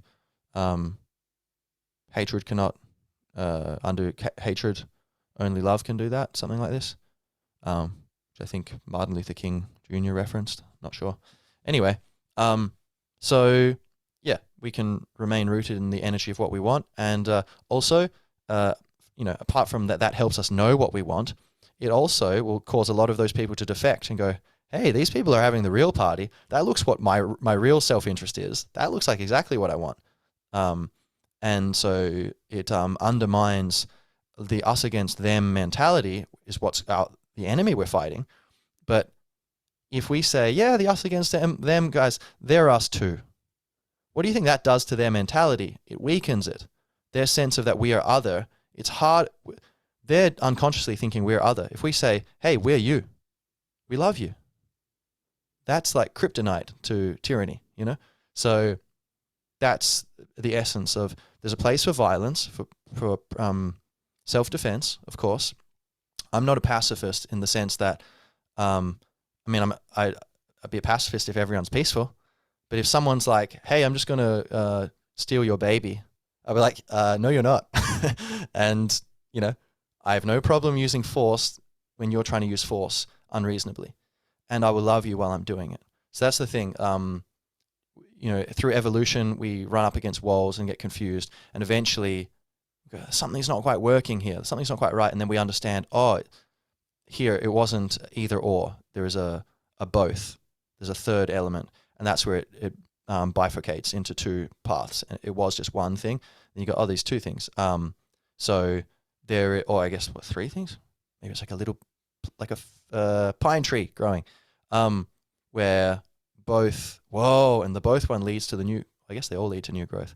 Anyway, all right, let's leave this metaphor behind. But that where the tip of each, I said I'd leave it behind, but the tip of each part of the pine tree or whatever, it turns into three new things, and then each of those tips turns into three more, like a fractal, each like season, I think, or each year. So, but the idea that like, oh, you can't, you either love them or you're fighting them. So if you're fighting them, you're not loving them. So that's bad. So no, you can have both. It's like, we can have both. Okay, right. So like, but it takes historical experience to realize this.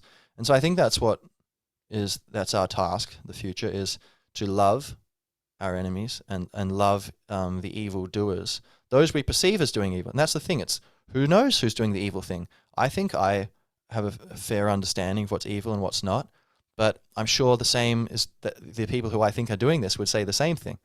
And so just because perhaps they couldn't talk for a few hours about the nuances of evil, suggesting that maybe they're not thinking about it as much as I am, there's no real reason for me to fall into the trap of assuming that I know I'm right, because that's very dangerous in others, so presumably it's dangerous in myself, and there's nothing to lose by keeping my mind open that I might be participating in certain things which are actually causing problems. And I will listen to people. That's why it keeps you open to people who say you should change your ways. I go, okay, tell me why. Let's talk about it and grow conscious together. Now more conscious. But nonetheless, so it's through love and communication and consciousness. However, there is a place for self-defense through violence. Because when other people bring violence to bear upon you, and that's the thing, don't be hypnotized, don't be confused. Many people who bring violence upon others, they like to try to confuse them first and make sure that they think it would be bad to resist that because violence is bad. Well, aren't you doing it in the first place? So why should I be listening to you? And when tyrants, when evildoers of any kind, whether it be a bully in the playground or whether it be a corrupt police chief or the president of a country or whatever, when they know people who they are trying to dominate or betray or parasitically suck the life out of, when they know those people are willing to use violence, and if they're willing to use violence for a while, probably they will become able, like competent. They'll probably, they might train in self-defense, if once they're willing to do it. But even apart from that, just, defending yourself in general, like, hey, if you come to my home, I'm not just going to accept it, or we're going to have mass demonstrations.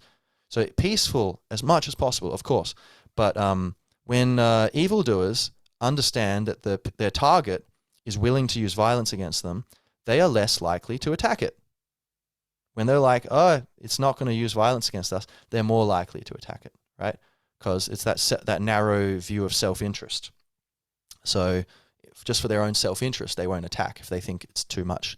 Look, maybe we'll attack it next year. Like right now, we've got too much on the table. They're going to resist this thing, whether that be the imposition of propaganda, attacking the mind, or whether it's physical violence, or trying to control people in some other way where you're restricting their sphere of influence unduly, unfairly, unreasonably, and excessively, whatever word you want to use to paint the picture.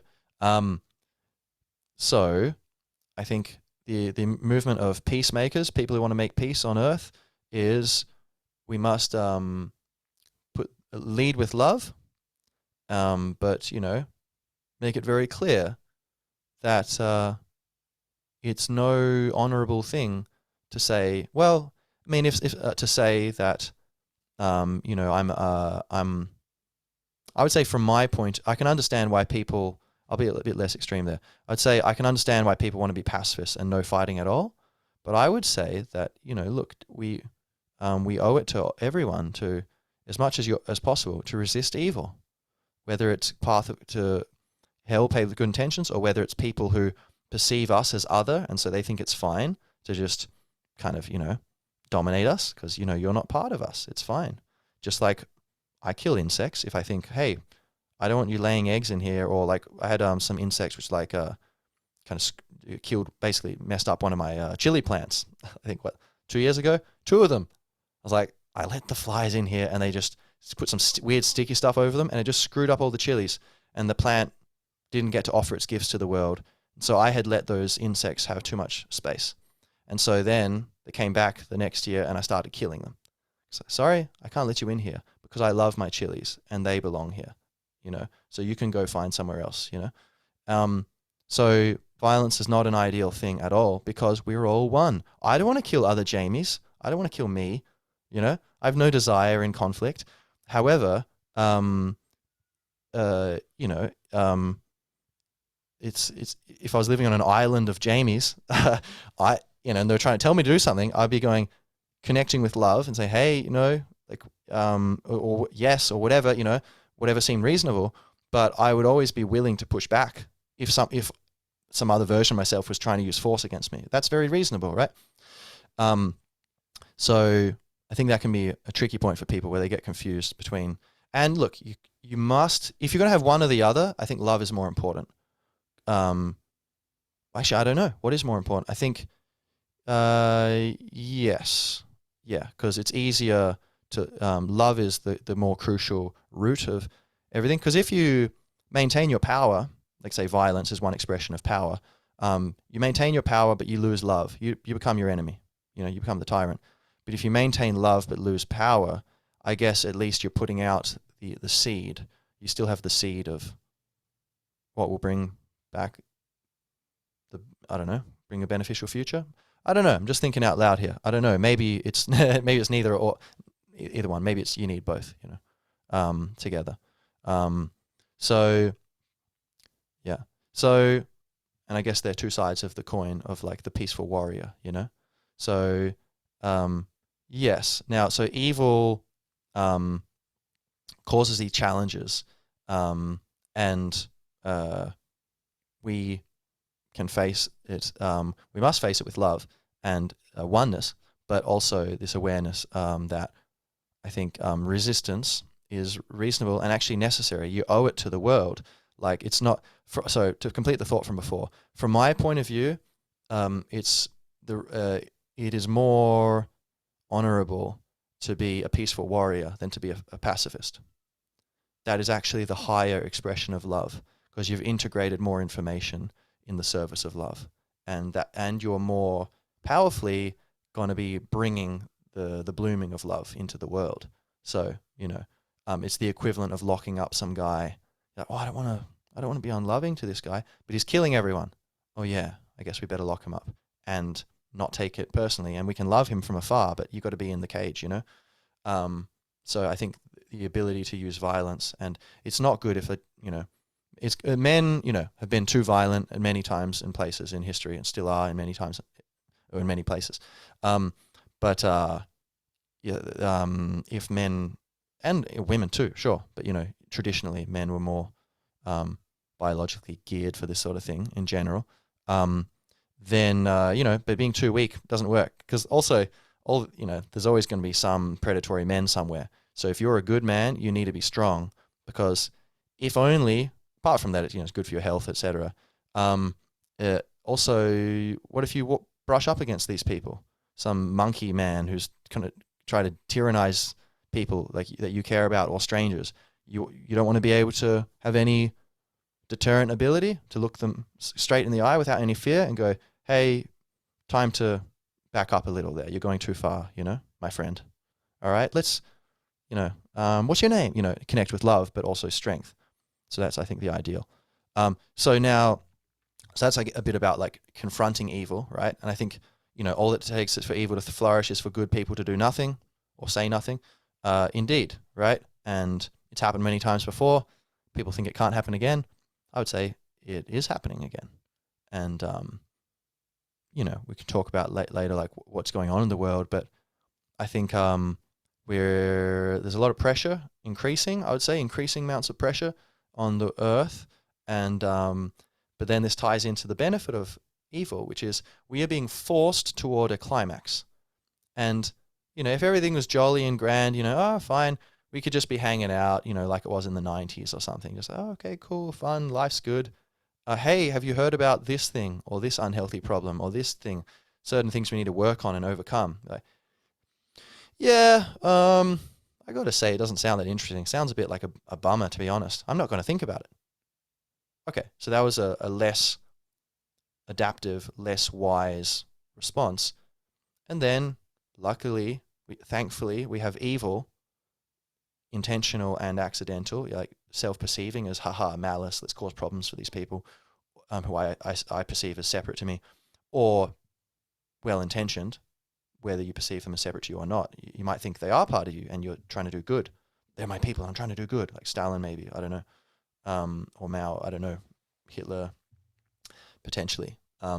Whatever it is, that luckily, in a strange way, evil is this pressure where it's just power at all costs, and its expression wakes up love, whereby too much chaos and suffering is caused, and that's kind of like the symptom. Suffering is the symptom of evil, I guess. And it's like the alarm clock, like, yeah, oh, what's going on? Oh, evil is afoot. Oh yeah, is evil still real? I'm afraid so. Okay. So the Dark Lord Sauron is hanging out on planet Earth.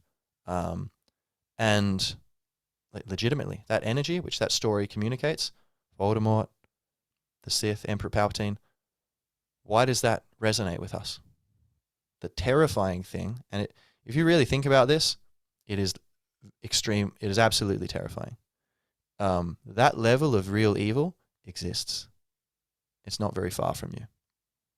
In fact, it's on the Earth, which is not very far in space, incarnate in certain people and institutions, or organizations, we could say.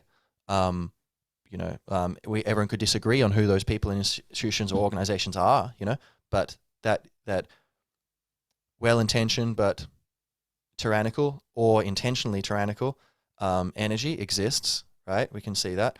And also it exists in you, in your own heart, in my heart, because we have that potential for self-preservation and self-development, self-furtherance, which our ancestors gifted to us by, and which brought us here, and in certain times and places is necessary. But if you misperceive people and situations, you can misapply it, which is the tragedy of what evil people are doing, is they are misperceiving the situation. And so their attempts at improvement are causing problems, absolutely horrific problems. But so evil will wake us up from our slumber. This seems to happen in cycles throughout civilization or history, where we kind of wake up to the fact of like, oh, there's certain problems we weren't paying attention to. And it's kind of similar to like someone's working too much and not sleeping enough, and they just keep drinking coffee, masking the symptoms. And then they start to get sick. And they might go, oh, why am I sick? This sickness is a tyrant. This sickness is evil. But actually, the sickness was caused by you, and it is actually it's a friend. It's helping you understand you're out of balance. And so it's a teacher. So evil is a teacher in a way. And it's not intentionally doing this, but I don't believe. But it's a teacher nonetheless. And it is forcing us to wonder, okay, what is going on? Why is it happening? Could people really do such harmful things? Well, we've been talking about for a while now, like this in this episode, the reasons people do these things, the various potential motivations, and how ultimately, they're not. No one is ultimately corrupt in their deepest level, but that these things nonetheless. And I think that's what people can find hard to believe. They might think, no, that must be like some nonsense, fantasy, paranoid delusion. That can't be a real thing happening. or that problem must be exaggerated. People can't really be doing something that big, because their own goodness in their heart is telling them that people aren't capable of this. Whereas, they themselves are capable of it, and everyone is, if they have the requisite frame of mind to tell them that it's in their self-interest, and that it's in the self-interest of their people, their group, which is their expanded self-interest, to do it, and so evil brings to the world the story of history. We have evil, and it's teaching us so much. It's not just waking us up to like what problems we have and what we need to fix, and what is the but so many things, like what is the ideal frame of mind to live as a human being? I don't know. Do you? Well, luckily, the dance and the war between good and evil, between love and love and excessive power, tyranny. This is this real-time story. The best story ever told is history. What's happening, because all the stories are contained within it, right? So it's the meta story. It's teaching us, and we're learning. And through this, we're either going to perish or fall under, some totalitarian nightmare, or we're going to be forced, like someone who's going to the gym, and they're trying to meet the challenge of lifting these things. If they can get through it, they will be stronger. They'll be transformed. That energy of resistance becomes part of them and is integrated, and they emerge stronger and healthier and more powerful and wise, and just in general more developed. And so that is what evil can offer us. And I think by placing evil in the context, like reminding ourselves, like evil does exist, like very, very deep levels of vindictiveness and viciousness, and violence, these kind of reptilian ancient parts of our brain, they are being expressed and experienced by many people. Like right now, there's probably some savage somewhere cooking up some crazy plan and loving it. And also potentially people, I think, can indulge in the power and the safety and the peace, in a way, of the energy of vindictiveness and destruction and evil. Because if you tell yourself you are doing the right thing, right? You're hurting someone, but they deserve it. Or, the world's, school shooters or something, like, oh, the world's, just unfair. Anyway, life's unfair, so I'm going to get it back, right? Once you've got a story which justifies your evil, then the feeling of being swept up in the current of that energy, you wouldn't call it like anxiety, would you? You wouldn't call it insecurity. Or maybe it is on a deep level. It is, I guess, 'cause it's coming from fear. But well, if it's not love, then basically it's grounded in fear. Which was the more primal animal instinct, which helps us dodge problems, and fear was like more important than avoiding snakes is more important than finding mushrooms. You can find a mushroom later. You miss one mushroom, no worries. You miss one snake, you're gone. So fear was the dominant emotion, right, through evolution. But nonetheless, so when people are allowing themselves to be swept up into what's in fact evil, and this vindictiveness, you see this with social justice warriors or whatever, being like, oh, these people doing this, and and it's not the energy of love. But I imagine, and I can relate to some extent in the past more, but still to some extent now, where occasionally I might get annoyed or angry or something, and there's a feeling of power and being held by that, a strength. And naturally, we like being strong. We like being confident. We like being calm. And when you rally against something, it gives you these feelings. Potentially, this is also partly the cause of collective conflict, where like nations might feel like, oh, I have a lot of problems. Oh, hey, those people over there are a problem. Yeah, let's get them. And then, oh, we're unified. How beautiful is it to be unified? shame we have to slaughter some innocent people to get that feeling. If only we could get it from, say, like love directly, and philosophy, and meditation, plant medicines, education, peace, justice, and prosperity coming from a balanced society based upon honesty, love, and mutual respect, and individual sovereignty. So,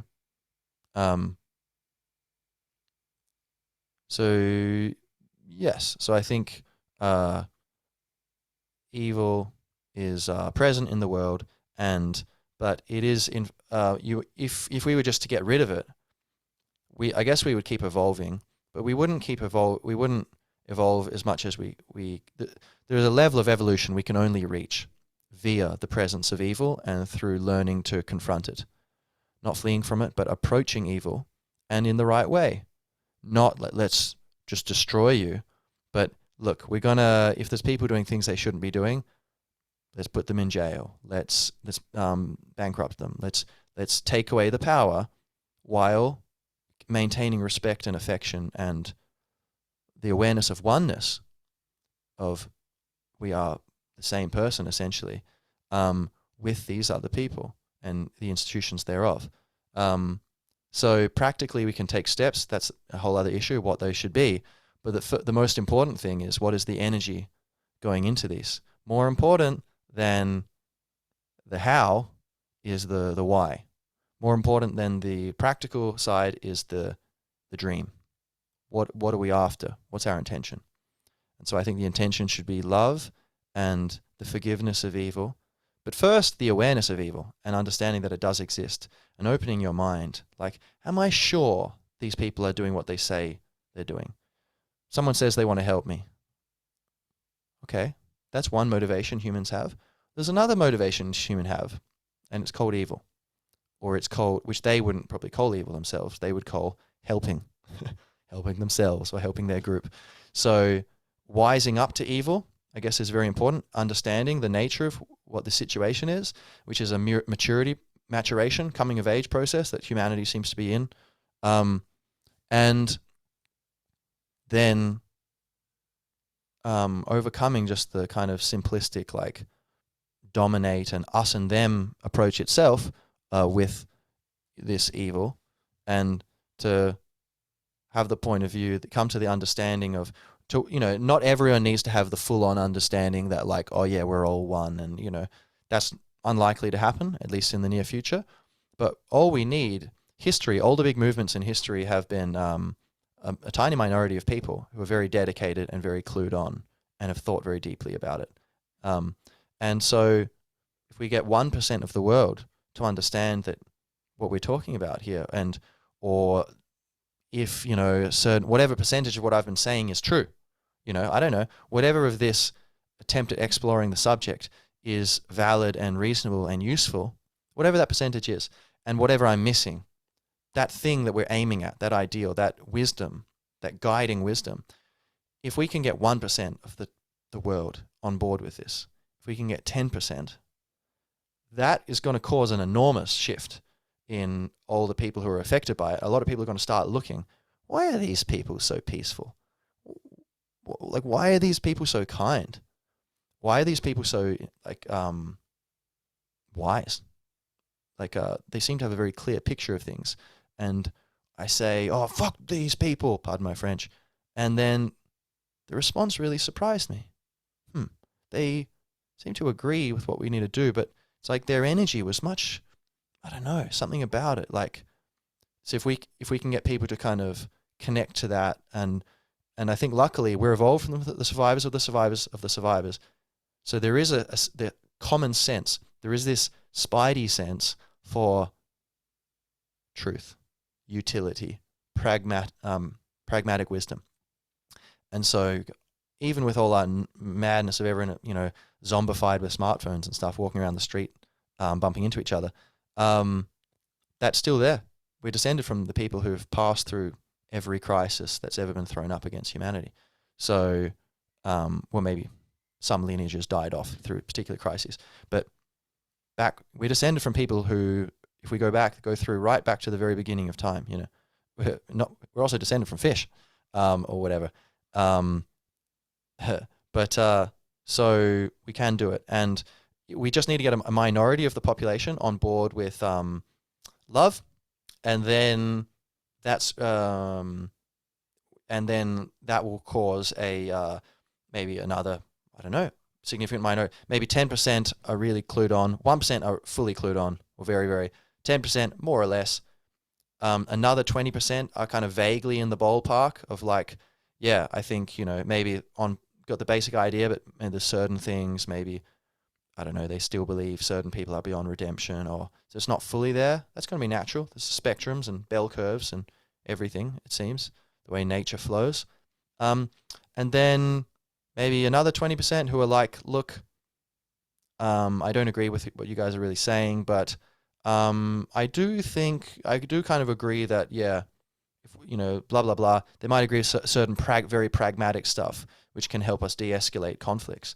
And so we can get a large amount of people to some extent on board with this different vibration based around not otherizing people, and based upon the mission to, in a nutshell, make the people doing bad things, doing evil things, help them, or the people who are working for them, to understand that, in fact, for selfish reasons, you need to get into love. That love is that's how a professional does selfishness, through love. Because otherwise, look, you're just shooting yourself in the foot. You might think you want these things, but it's an addiction. The real juice, the real honey is in love. So if we can, the mission is just to get a minority of the population of the world to kind of start, like this conversation, just continuing conversations like this, talking to people, trying to cultivate inside yourself and as much as you can in others around you, but mostly in yourself, this understanding and this experience and expression of the wisdom of love and oneness, and seeing things in that context. And then then even if we don't need to get the majority of the population on board with that, there will be ripple effects which will destabilize the operations of people causing all these problems, including environmental problems, raping nature and, all these problems. Basically, all the serious, significant imbalances whereby, which are all caused by human selfishness and the overly narrowed sense of self, we can really, transcend this through waking up to who we truly are. So I think in a nutshell, those are my thoughts on the topic of evil. So yes. Also, I think ducks are evil. That's another thing I didn't mention. I think they're not part of the universal oneness.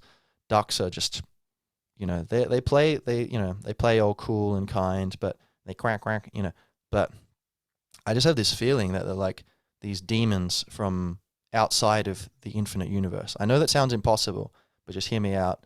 In episode 2, I'm going to go of this part 2 of evil. We're going to investigate the evil pantheon of duck gods. Just kidding. And a bit of humor too, balance out all the seriousness. That's another kind of paradox. I think like addressing heavy things through a spirit of lightness is very powerful, like making light of the darkness. Okay, so much love, and a special thank you to all of my evil, quote unquote evil brothers and sisters. I have evil in my heart too. I'm not a perfect person. I do my best to understand who I truly am and what is truly in my interest, which is in fact, we are all one, and we all share the interest of enjoying this life in harmony. So, have a good present moment. Much love.